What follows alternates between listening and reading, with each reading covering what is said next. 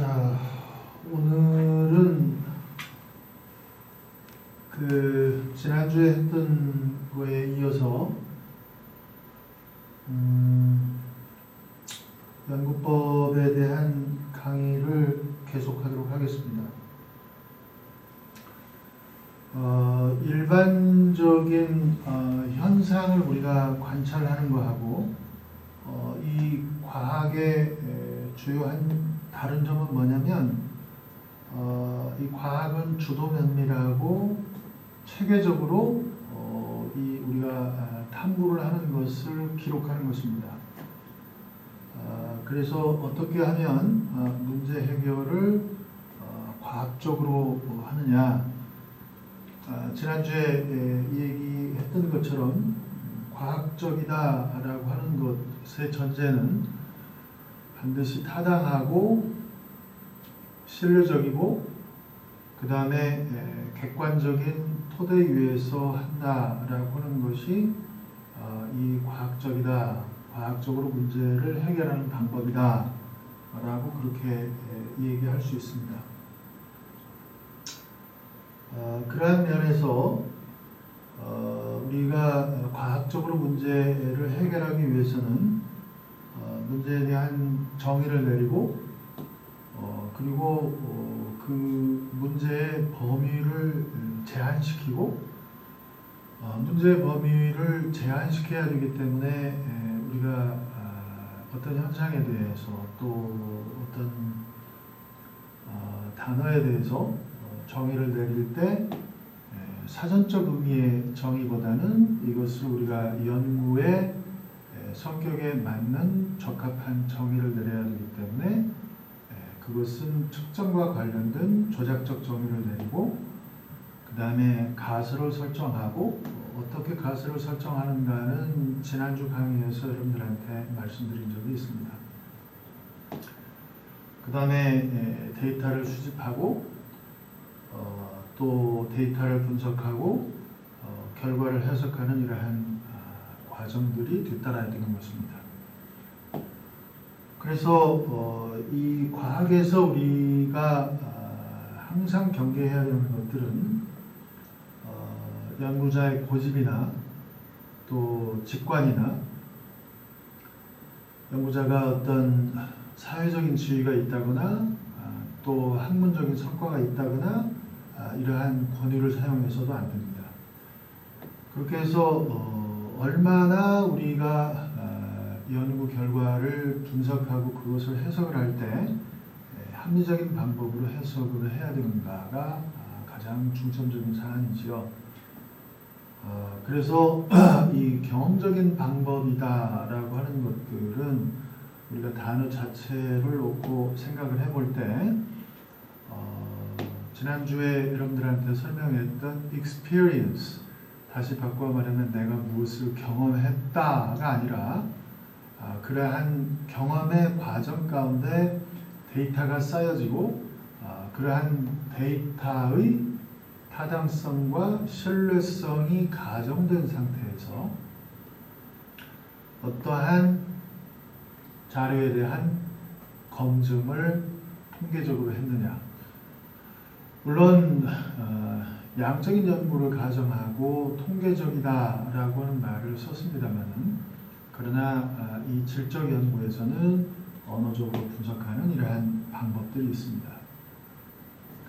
사실 전통적으로 양적 연구와 질적 연구는 서로 간의 세력 다툼을 상당히 보인 적이 있었는데 2000년도 이후부터는 이 양쪽의 세력들이 서로 힘을 규합하는, 그래서 양적 연구의 단점을 질적 연구가 보장하고 질적 연구는 양적 연구가 서로 보충하는 이러한 합리적인 수준에서 두 개가 같이 가려고 노력을 하고 있습니다만은 그러나 아직도 여러 가지 지금 해결해야 될 한계점이 많다.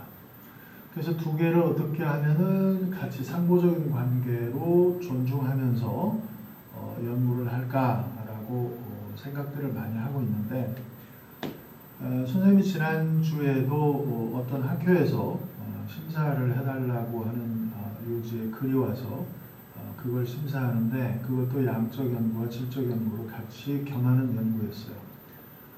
그런데 문제는 이 연구가 양적인 연구가 주가 되고 질적인 연구가 부가 되는 연구를 했었는데 두 개의 관계가 서로 상호적인 관계가 되지 않아서 개재 불가를 준 적이 있었는데 역시 두 가지의 성격을 한 논문에서 풀어낸다라고 하는 것은 상당히 어렵다라고 생각할 수 있겠습니다.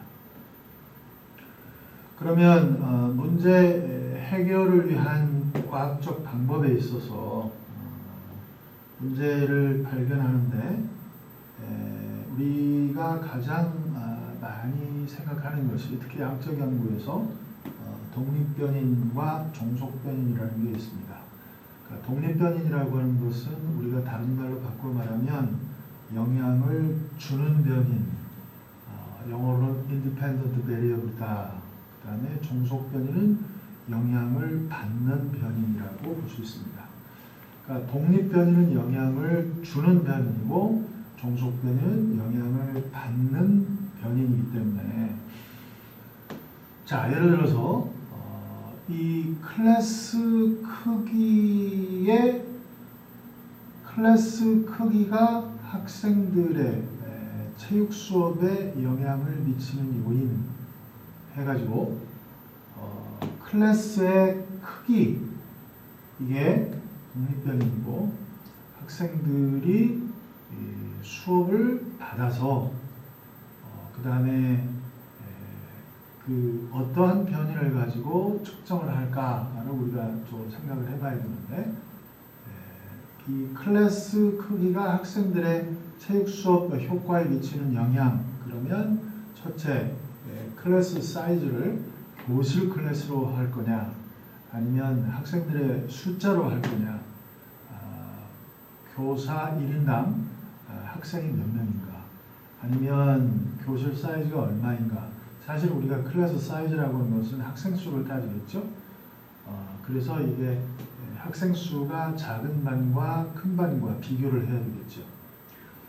그 다음에 수업의 효과라고 하는 것은 체육 수업을 할 때 학생들의 태도 검사를 해야 되는 건지 아니면 어떤 학생들의 기능적인 수준을 우리가 고려해서 놓고 봤을 때 이러한 어떤 기능적인 수준을 본다든지 학생들의 태도적인 수준을 봐야 된다든지 그러니까 이 연구 제목을 가지고서는 우리가 독립변인과 종속변인으로 나눌 수는 있지만 이 독립변인이 무엇이고 종속변인이 무엇인가를 우리가 결정하는 데 있어서는 연구자가 갖고 있는 지식의 배경이라든가 또 연구자가 가지고 있는 여러 가지 관심사라든가 이런 것들을 많이 따져봐야 되겠죠. 그래서 여기 연구법에서 굉장히 중요하게 생각하는 것은 영향을 주는 독립변인과 영향을 받는 종속변인이 있다라고 하는 것들을 여러분들이 알아두면 되겠습니다. 그 다음에 엊그저께도 설명을 했지만 이 가설 설정은 예상되는 결과를 하나의 문장 형식으로 만드는 거기 때문에 이걸 hypothesis 또는 expected result라고 얘기할 수 있는데 예상되는 결과는 여러분들이 선행 연구를 해보아야 이 예상되는 결과를 알 수가 있습니다. 그 다음에 이 예상되는 가설을 입증하기 위해서 프루브하기 위해서 여러분들이 데이터를 수집하는데 데이터를 수집할 때 반드시 우리가 고려해야 되는 것들이 지난번에 이게 내적 타당도 이 타당도 얘기를 하는데 오늘은 거기서 한 발 더 나아가서 이 데이터를 수집하는 과정에 내적 타당도와 외적 타당도 이 두 가지를 조금 설명을 해드릴까 합니다. 이 내적 타당도라고 하는 것은 순수하게 어떤 그 결과가 그러니까 디펜던트 베리어블에서 나타난 결과가 처치 때문인가? 처치는 뭐예요? 독립변이죠. 그러니까 종속변인에 나타난 결과가 순수하게 독립변인 때문인가? 라고 하는 것들을 우리가 따져봐야 됩니다. 그게 내적 타당도입니다. 그 다음에 두 번째는 외적 타당도는 이러한 연구 결과가 일반화가 가능한가? 라고 하는 것들을 우리가 봐야 됩니다. 그 다음에 데이터를 수집하고 난 다음에 이 수집된 데이터를 가지고 우리가 분석하고 그 다음에 그것을 해석하는 과정이 있어야 되는데 그러한 해석의 과정은 이 본 자체 데이터 결과를 우리가 또 해석하고 분석하는 방법. 그 다음에 두 번째는 선행 연구의 결과를 가지고 분석하는 방법들이 있습니다. 크게 나누면 선행 연구와 본 연구와의 어떤 유사점도 있을 수도 있고 또 이 선행 연구와 본 연구와의 차이점을 우리가 생각해 볼 수도 있습니다. 그 다음에 선행 연구와 본 연구에 있어서 차이점이 있다면 어떤 차이점이 있고 그 다음에 유사점이 있다면 어떠한 유사점이 있는가 이런 것들을 볼 수가 있겠죠. 이런 탐구에 있어서 여러 가지 형태들이 있는데 여러분들이 보다시피 직관으로부터 시작해서 과학적인 방법까지 위에서 아래로 내려갈수록 과학적인 방법이다 라고 이해할 수 있습니다. 첫째, 직관이라고 하는 것은 여러분들의 머릿속에 딱 떠오르는 방법, 이러한 방법들이 직관적인 방법이고 내관이라고 하는 것은 어떠한 지식을 속으로 깊이 있게 생각하는 것입니다. 영어로는 introspection입니다. 그러니까 intro, 안쪽으로 spec이라고 하는 것은 생각한다. 그러니까 그래서 내관입니다. 그 다음에 세 번째는 경험이라고 하는 것도 하나의 지식이라고 볼 수가 있겠죠. 그래서 경험 공유. 그 다음에 네 번째는 어떠한 하나의 사례를 가지고 연구하는 것. 그래서 그것을 단일 사례 연구. 그 다음에 이 체계적 관찰, systematic observation. 이 systematic observation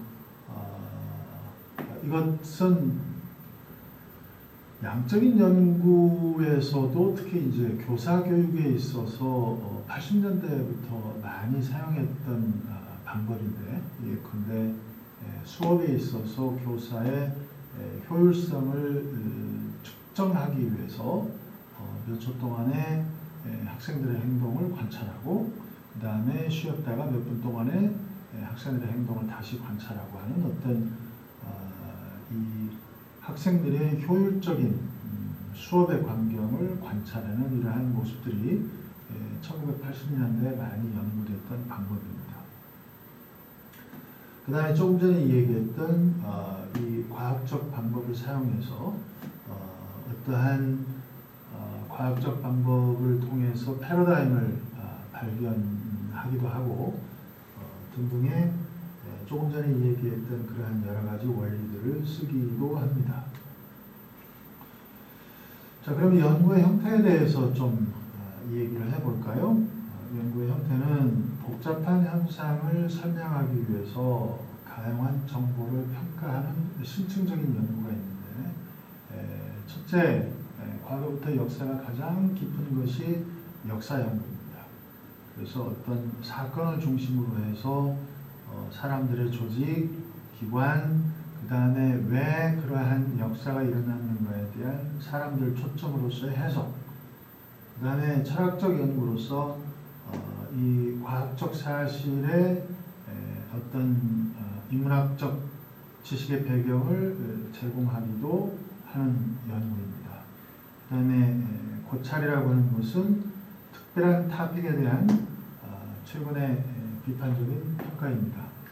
그래서 어떤 연구에 대해서 지지하는 연구, 또 어떤 연구를 또 반대하는 연구, 이런 연구들이 많이 있겠죠. 사실 우리가 논문집을 봤을 때 논문집에서 어떤 연구는 굉장히 폭넓게 잘 쓴 연구도 있고 그렇지 않은 연구도 있는데 보통 사람들이 고찰 연구를 상당히 쉽게 생각하지만 사실 우리가 공부한 사람의 입장에서 생각해 보면 고찰 연구가 대단히 어렵다라고 하는 것입니다. 자, 그 다음에 실험 연구라고 하는 것은 연구자가 처치를 조작한다라고 하는 것은 연구자의 아이디어를 가지고 처치는 뭐예요? 아까 얘기했던 독립변인이죠. 그러니까 독립변인의 조건을 연구자가 이 연구의 결과에 해석하기 위해서 그것을 조작하고 결과를 나타나게 하는 연구 방법론이다. 그래서 이걸 원인과 결과, cause and effect라고 얘기할 수 있겠습니다. 그 다음에 질적 연구에서는 집중적으로 어떠한 소수의 사람, 심지어는 케이스 스터디 같은 경우에 있어서는 한 사람을 연구의 대상으로 해서 연구를 진행한다라고 하는 것을 알 수가 있습니다. 연구의 과정을 고찰하는 경우도 있는데요. 이론과 경험적인 연구도 있을 수도 있고 그것은 어떤 연역적 추론과 귀납적 추론이 있는데 연역적 추론이라고 하는 것은 기존에 있는 여러 가지 학술적인 근거를 대상으로 해서 그걸 데이터를 수집하고 그러한 학술적인 근거가 사실이다라고 하는 것을 증명해내는 과정이 연역적 추론이고 귀납적 추론이라고 하는 것은 거꾸로 데이터를 모으고 데이터를 모아서 분석한 결과 그 데이터가 합리적으로 프루브가 되면 그것을 이론화하는 것을 귀납적 추론이라고 우리가 생각해 볼 수 있습니다. 그러니까 연역적 추론과 귀납적 추론은 매우 다르다, 아니 정반대이다 라고 하는 것을 우리가 알 수 있겠죠. 그 다음에 아까도 얘기했지만 이 가설을 세울 때 이게 사전적 의미의 정의를 가지고 가설을 세우기는 대단히 어렵습니다.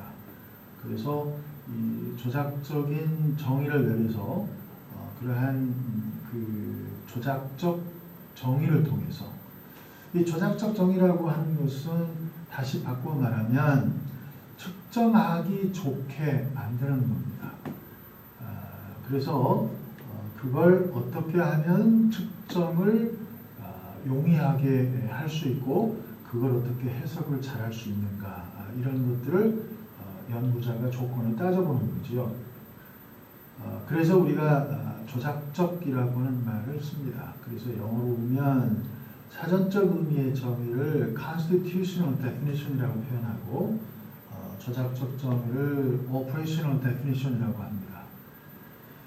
그 다음에 참여자의 측정, 절차, 디자인, 데이터를 수집하는 과정에서 여러분들이 어떠한 참여자를 선택을 해야 여러분들이 연구에 맞는 그런 참여자를 선택할 수 있는가 이런 것들을 볼 수 있습니다. 그 다음에 어떤 측정의 과정을 거치는 게 좋을까 사실 여기에도 많은 조건이 따릅니다. 그 다음에 연구의 절차는 어떠한 절차를 따르는가, 디자인은 어떠한 디자인을 따르는가. 전형적으로 독립변인과 종속변인의 디자인은 좀 나중에 가서 이건 좀 설명하겠습니다. 독립변인과 종속변인이 있고 그 다음에 가운데 처치의 변인이 있고 그 다음에 이 처치의 효과를 측정하는 사전 검사에서 사용했던 측정의 방법을 다시 써서 이 추후 검사를 통해서 사전 검사와 사후 검사의 비교, 그 다음에 실험 집단과 통제 집단의 비교를 통해서 어떤 효과를 측정하는 이러한 방법들이 전통적으로 이 인디펜던트 베리어블과 디펜던트 베리어블이 있는 그러한 디자인의 방법이지만 나중에 기회가 될 때 이 디자인에 대해서 좀 더 설명하도록 하겠습니다. 그 다음에 이제 이러한 디자인을 통해서 우리가 데이터를 수집하게 되고 그러한 데이터를 수집하게 되면 여러 가지 통계적인 절차를 밟거나 아니면 언어적인 분석을 통해서 이 효과가 있었다 없었다라고 하는 것을 검증하게 되고 효과가 있었다면 무엇 때문인가? 다시 바꿔 말하면 이 효과가 나타나는 것이 순전한 처치 때문인가? 또 그렇지 않은가라고 하는 것들을 우리가 또 생각해 봐야 됩니다. 그 다음에 그거에 대한 논의를 쓰고 이번 시간 이걸로 마치고 다음 시간에 보는 걸로 하겠습니다. 감사합니다.